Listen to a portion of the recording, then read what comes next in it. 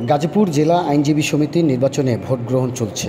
এবারের নির্বাচনে ২১টি পদে ২টি প্যানেলে প্রতিদ্বন্দ্বিতা করছেন ৪২ জন প্রার্থী।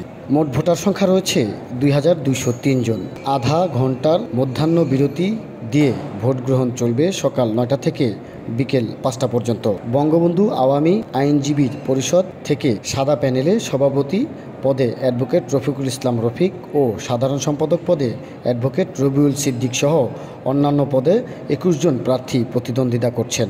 অন্যদিকে জাতীয়তাবাদী আইনজীবী ঐক্য পরিষদ থেকে নীল প্যানেলে সভাপতি পদে অ্যাডভোকেট মোহাম্মদ শহীদুজ্জামান ও সাধারণ সম্পাদক পদে অ্যাডভোকেট মোহাম্মদ সিরাজুল ইসলাম সহ ২১ জন প্রার্থী প্রতিদ্বন্দ্বিতা করছেন।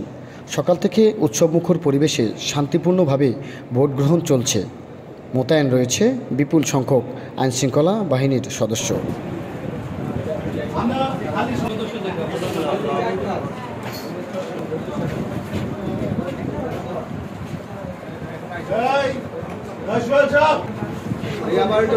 Hey,